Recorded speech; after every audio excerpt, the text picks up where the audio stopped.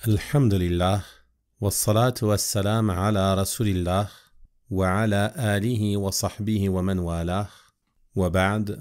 Chers auditeurs, nous continuons ensemble l'étude et l'explication des causes d'expiation des péchés mentionnées par le grand savant Cheikh al-Islam Ibn Taymiyyah rahimahullah ta'ala. Et nous allons voir aujourd'hui deux causes parmi les causes d'expiation des péchés dont on peut profiter, mais qui sont aussi en réalité des causes que l'on peut faire en faveur de nos frères et sœurs parmi les musulmans, qu'ils soient vivants ou morts. La première de ces deux causes est le fait d'invoquer en leur faveur. De manière générale, il est recommandé pour le musulman d'invoquer en faveur de ses frères et sœurs en religion. Ceci est une chose louable. C'est une action par laquelle tu te rapproches d'Allah subhanahu wa ta'ala. Et il y a en cela de grands bienfaits et de nombreuses récompenses. En effet, le prophète sallallahu alayhi wa sallam a dit dans un hadith authentifié par l'imam al-Albani rahimahullah, celui qui implore le pardon en faveur des croyants et des croyantes, Allah lui inscrit une bonne action pour chaque croyant et chaque croyante. Une bonne action pour chaque croyant et chaque croyante. Imagine-toi le nombre de hasanat que tu peux obtenir en disant simplement « Oh Allah, pardonne à tous les croyants et les croyantes vivants et morts ». Combien de hasanat? Ceci est indénombrable. Allahumma khfir lil muslimin wal muslimat. Oh Allah, pardonne aux musulmans et aux musulmanes. Wal mu'minin wal mu'minat. Aux croyants et aux croyantes. Al-ahya'i minhum wal amwat, les vivants parmi eux et les morts. Des millions, si ce n'est des milliards de hasanat, que tu obtiens simplement en invoquant de cette manière en faveur de tes frères et sœurs en religion. Donc ceci n'est pas à négliger, mes frères et sœurs. Surtout en ces jours méritoires dans lesquels les bonnes actions sont les plus pures et les plus aimées par Allah et les plus grandes en termes de récompense. Profitez pour vous rapprochez d'Allah subhanahu wa ta'ala par des invocations en faveur de vos frères et sœurs en religion. Et l'invocation que tu fais secrètement en faveur de ton frère en son absence, c'est une invocation qui est exaucée. En effet, le messager d'Allah sallallahu alayhi wa sallam a dit dans un hadith rapporté par l'imam Muslim rahimahullah, l'invocation du musulman en faveur de son frère en son absence est exaucée. Lorsque tu invoques en faveur de ton frère en son absence, c'est une invocation qui est exaucée. Donc pense à tes frères dans tes invocations. Pense à tes sœurs dans tes invocations. Invoque en leur faveur, invoque en faveur des musulmans. Ensuite, il dit, sallallahu alayhi wa sallam, concernant ce musulman qui invoque en faveur de son frère en son absence, il a auprès de sa tête un ange chargé de lui. À chaque fois qu'il invoque en bien pour son frère, l'ange chargé de lui dit Amin, et que la même chose te soit accordée. Subhanallah, tu invoques pour ton frère, et l'ange dit Amin à ton invocation, ce qui veut dire Oh Allah, exauce. Puis il dit et que la même chose te soit accordée. Donc il invoque à son tour en ta faveur. Et le Hafiz al-Nawawi rahimahullah ta'ala nous rapporte une faïda immense à ce sujet, qui est que lorsqu'un de nos pieux prédécesseurs, rahimahumullah ta'ala, voulait invoquer pour sa propre personne, il invoquait en formulant cette demande en faveur de son frère musulman. Par exemple, il voulait se marier, et il sait qu'il y a un autre de ses frères qui souhaite se marier. Alors il dit « Oh Allah, facilite-lui le mariage, accorde-lui une épouse vertueuse, et ainsi de suite. » Et Nawawi continue et dit « Car cette invocation est exaucée, et il obtient la même chose pour lui. » Allahu Akbar. Il obtient la même chose pour lui. Quelqu'un en difficulté financière, il sait qu'il y a un autre de ses frères en difficulté financière. Il dit « Oh Allah, facilite-lui. Aide-le à faire face à ses difficultés. Accorde-lui de quoi payer ses dettes ou autre chose semblable. » Ainsi, son invocation en faveur de son frère est exaucée. Et l'ange, il dit « Amin » et que la même chose te soit accordée. Donc vous voyez qu'il y a un grand bien en cela. Donc de la même manière, si on invoque le pardon pour un de nos frères, une de nos sœurs qui a commis un péché. L'ange dit Amin et que la même chose te soit accordée. Donc si tu dis Oh Allah, pardonne à mon frère. Oh Allah, efface-lui ses péchés. Oh Allah, élève-le en degré. Oh Allah, fais-lui miséricorde et accorde-lui ton pardon. l'ange dit Amin et que la même chose te soit accordée. Donc ici tu vois un moyen immense d'expiation de tes péchés. Car l'ange dira à cette invocation Amin et que la même chose te soit accordée. Donc tu seras la cause de l'expiation des péchés de ton frère. Et tes péchés aussi seront expiés bi'idhnillahi ta'ala par cette invocation qui est une invocation exaucée. Donc tu vois à travers cela qu'il y a un grand bien à implorer le pardon en faveur de nos frères et sœurs, qu'ils soient vivants ou morts. C'est un bien car en invoquant Allah subhanahu wa ta'ala, tu te rapproches de ton Seigneur en mettant en pratique cette adoration immense qui est l'invocation, qui est une adoration aimée par Allah subhanahu wa ta'ala, une adoration qu'il nous a ordonnée. Wa qala rabbukum ud'uni. Votre Seigneur a dit invoquez-moi.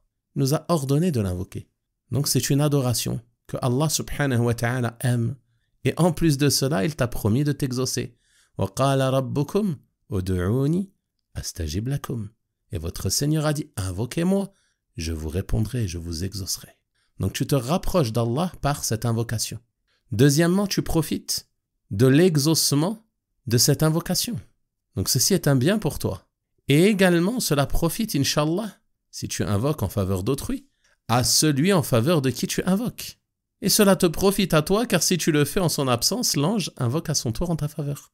Donc tu vois que tu peux obtenir un bien abondant en invoquant en faveur de ton frère, de ta sœur qui a pu avoir des manquements, qui a pu commettre des péchés.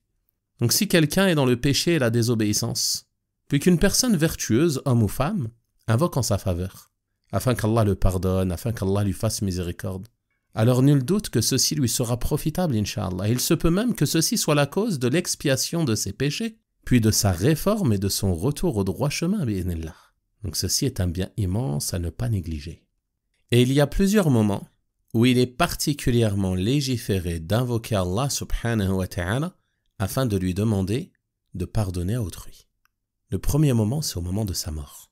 En effet, lors de la mort de Abu Salama, radiyallahu anhu, le messager d'Allah sallallahu alayhi wa sallam lui rendit visite et ses yeux étaient ouverts, les yeux de Abu Salama.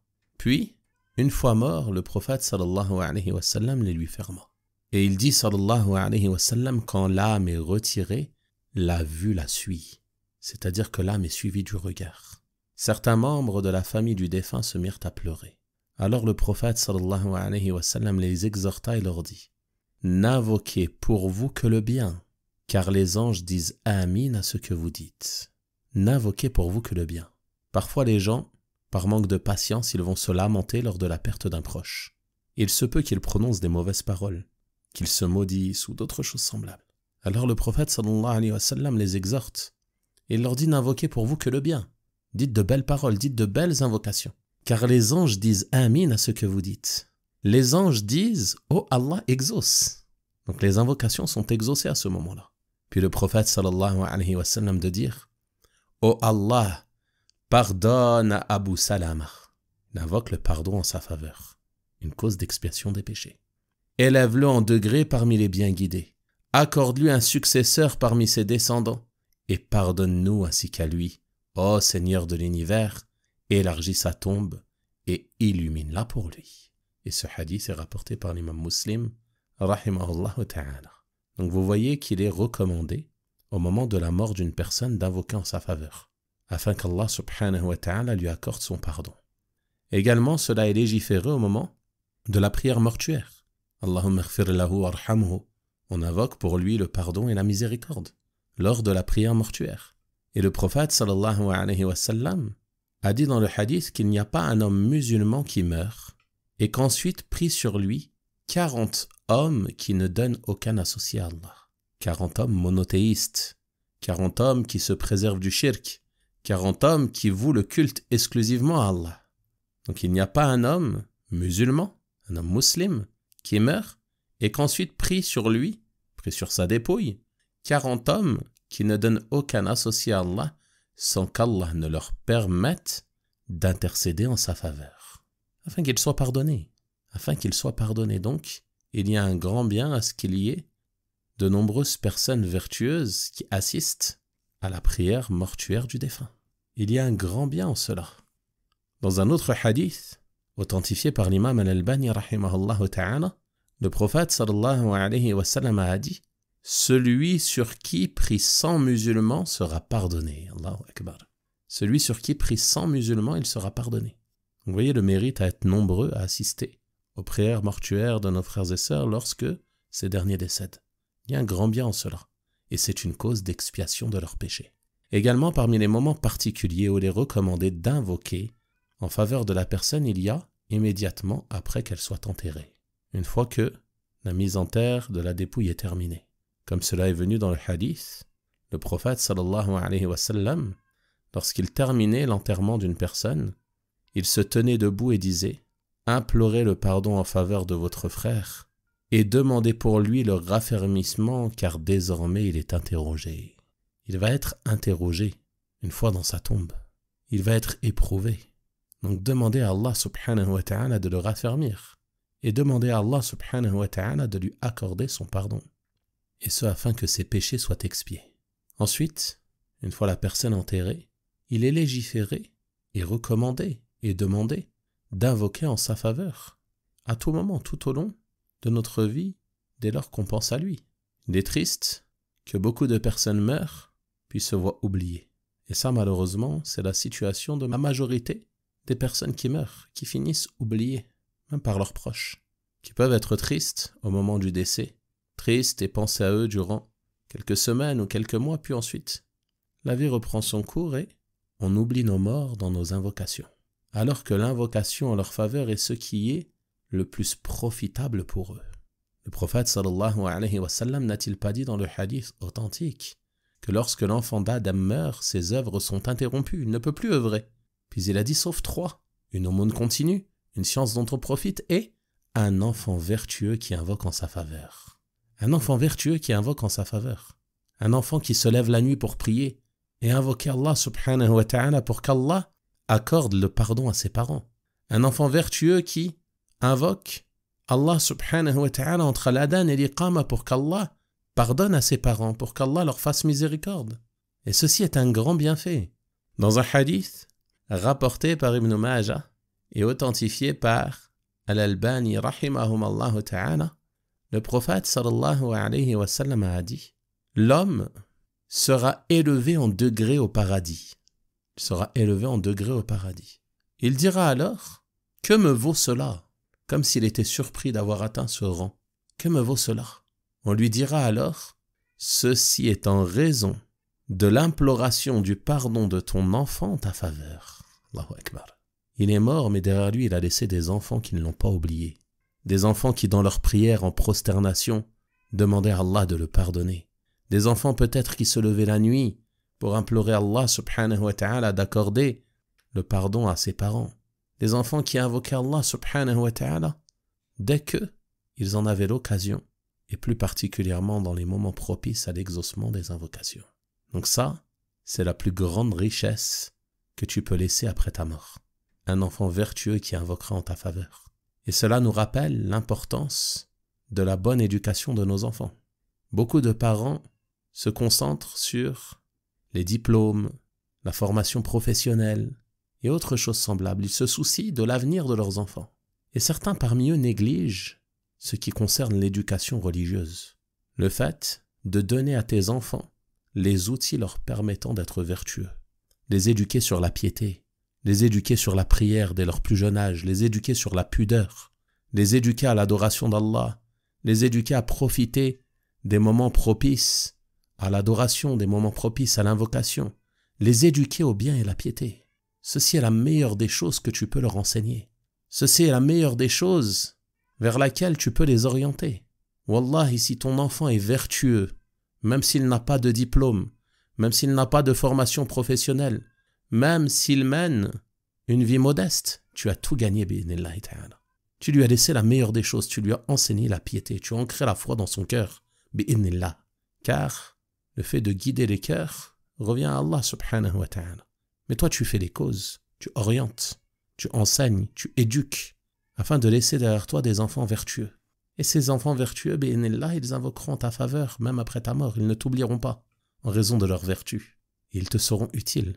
Bien plus utiles que d'avoir des enfants diplômés ou des enfants riches, mais qui ont emprunté une voie contraire à la piété, En quoi cela va-t-il être profitable pour toi d'avoir un enfant avec des diplômes, un travail avec un salaire immense, s'il ne fait pas la prière, par exemple, ou s'il tombe dans des péchés honteux et qu'il n'accorde pas d'importance à l'adoration d'Allah.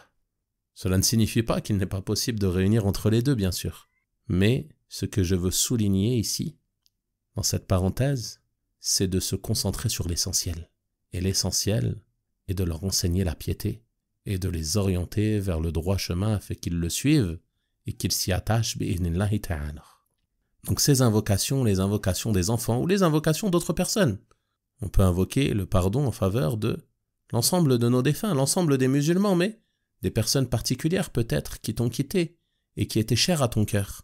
Des oncles, des tantes, des cousins, des cousines, des frères et sœurs, des neveux, ou alors même des voisins ou des amis, ou nos enseignants, nos savants, nos mashayikh qui nous ont quittés.